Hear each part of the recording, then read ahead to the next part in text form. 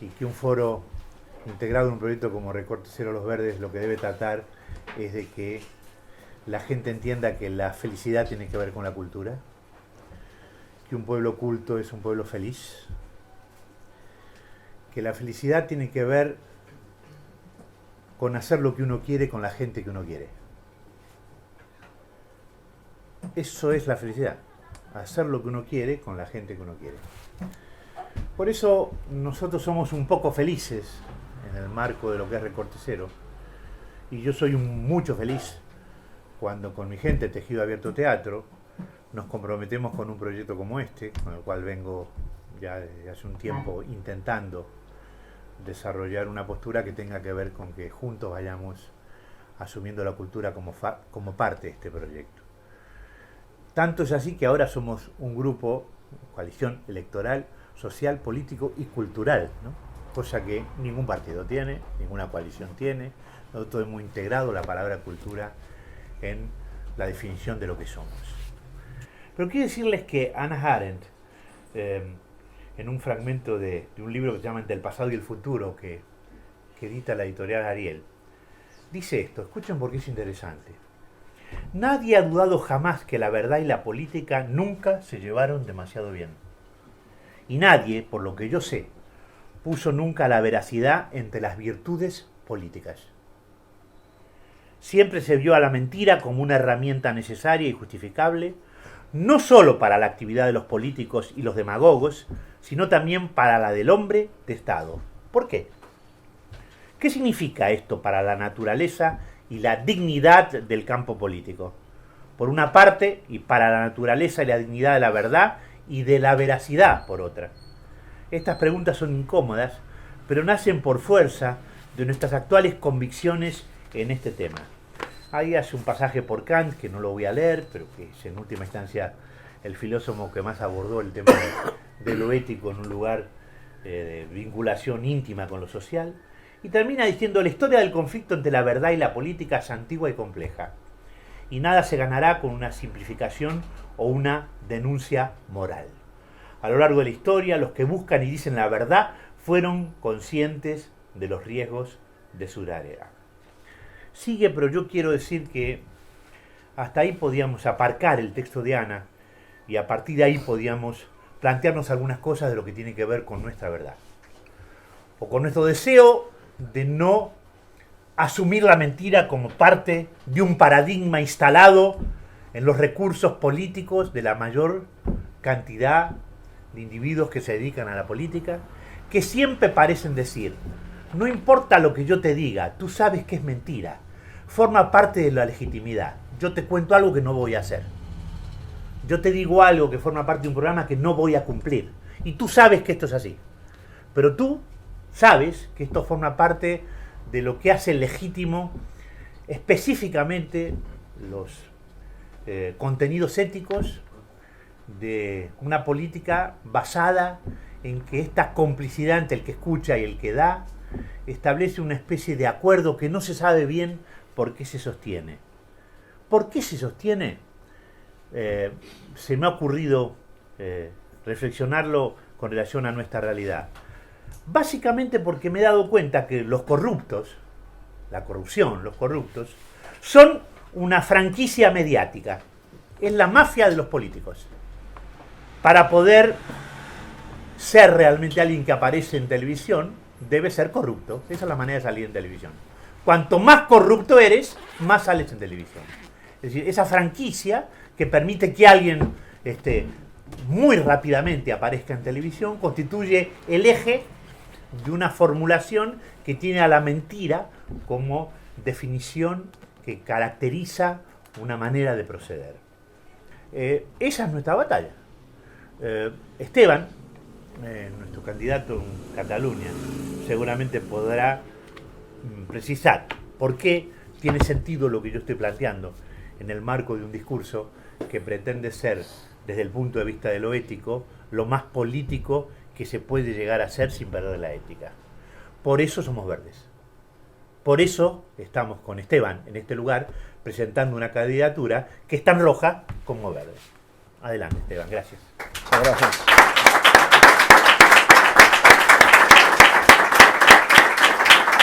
Encuentro apropiado en esta campaña electoral, en este circo mediático que apenas ha comenzado y en el que se habla mucho de perros, de gatos, de coletas, de sonrisas, pero nada de lo que de verdad nos preocupa.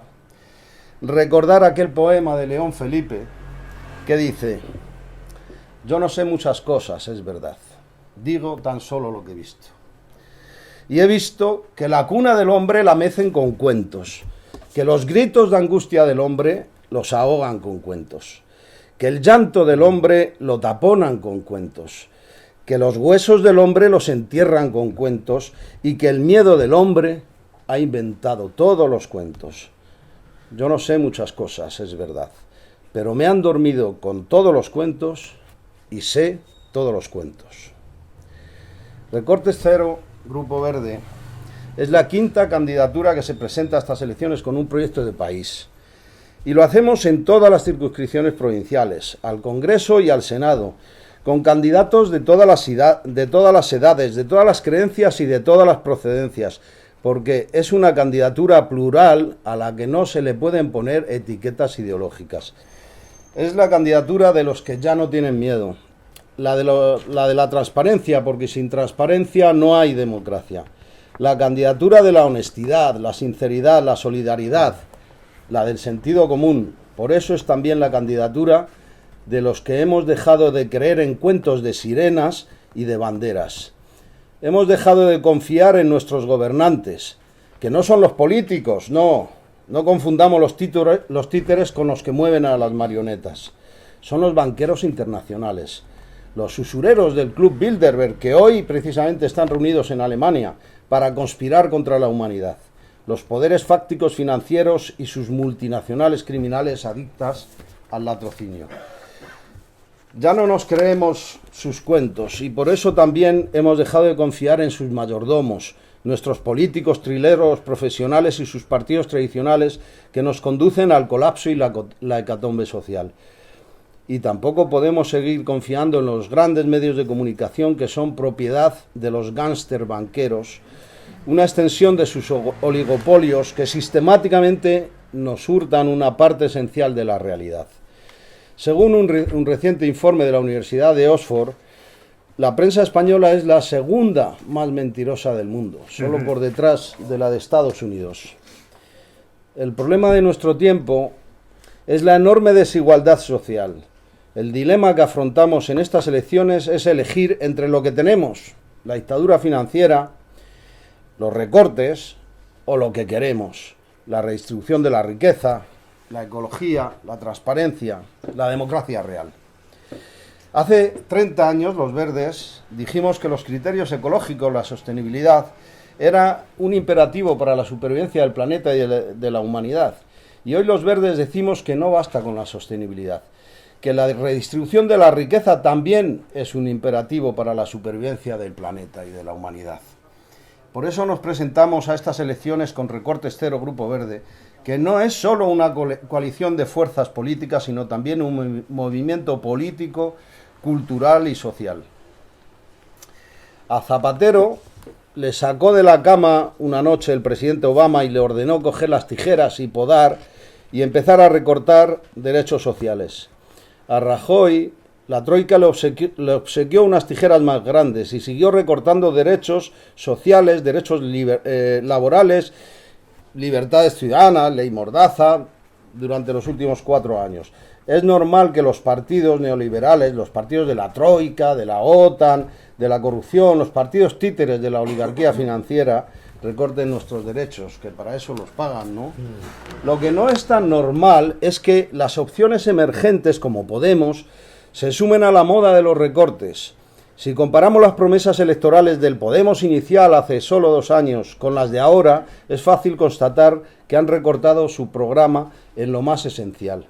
Ya no hablan de renta básica, ni de proceso constituyente republicano, ni de democracia horizontal, ni de la necesidad de una quita de la deuda, que es el 80% es ilegítima, ni siquiera de salir de la OTAN. Su programa es más centrista y moderado que el del PSOE en los años 80, y esa es la razón por la que mucha gente ha dejado de confiar en ellos, también yo. No quiero militares en el gobierno, ya tuvimos bastantes en la dictadura. No quiero votar a ningún general de la OTAN responsable de los bombardeos en Libia contra la población civil. No quiero imbéciles que hagan el juego a las multinacionales. Para Realpolitik ya tenemos a los partidos tradicionales. Quiero diputados valientes, ecologistas, que desafíen la pesadilla del TTIP y planten cara a la troika, a los banqueros internacionales que han saqueado a los países del sur de Europa.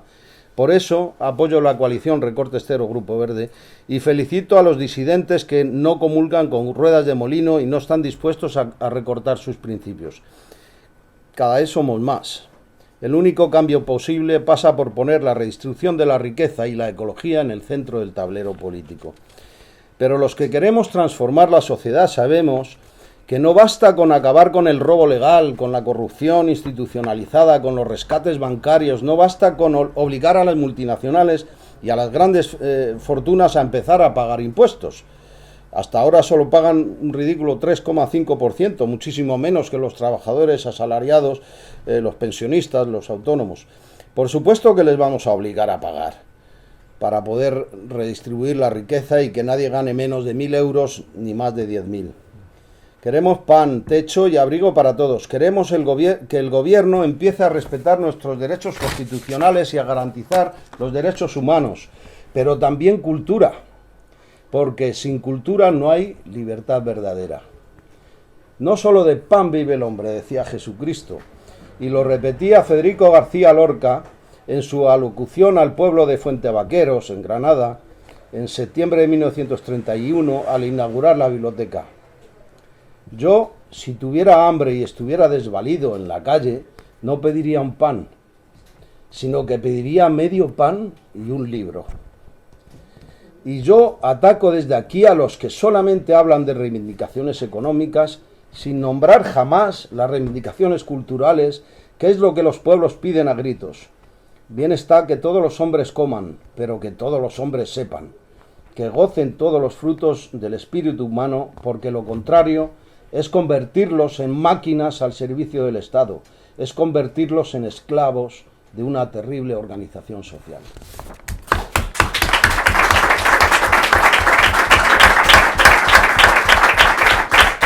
Hace poco, este año, entrevisté a Javier Sicilia.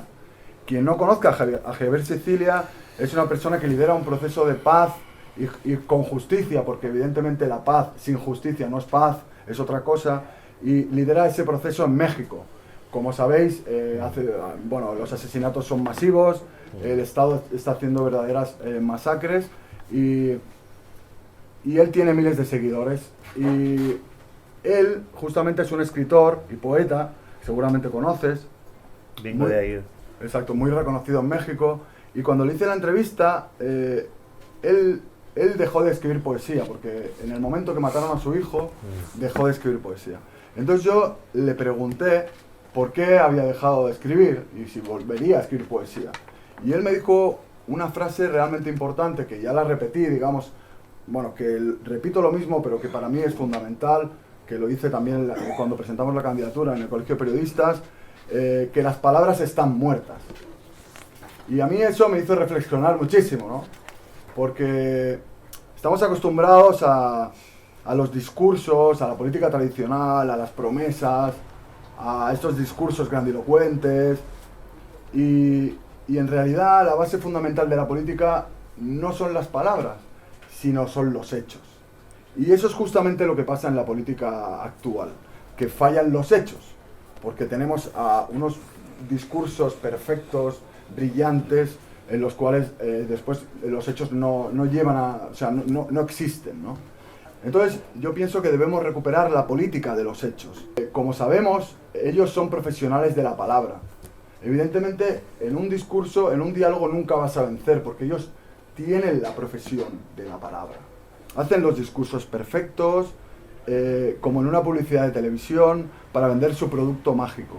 Estudian psicología y pedagogía y las técnicas más elaboradas de desarrollo de imagen, y tienen estudios de comportamiento humano para dar seguridad en cómo mueven las manos, en la mirada, en el tono de voz, en cómo se han cortado el pelo, en la pose. para poder vender con la palabra en sus promesas. Tienen estudios de todo tipo para convencer y ganar nuestro apoyo y nuestro voto. Pero yo y nosotros no pertenecemos a ese mundo. Somos personas de la acción, del trabajo en la acción, del movimiento. Y justamente eso, ese mismo movimiento es el que queremos que sea nuestra aportación en la política. Y espero que la gente, bueno, pues vote en consecuencia. Gracias.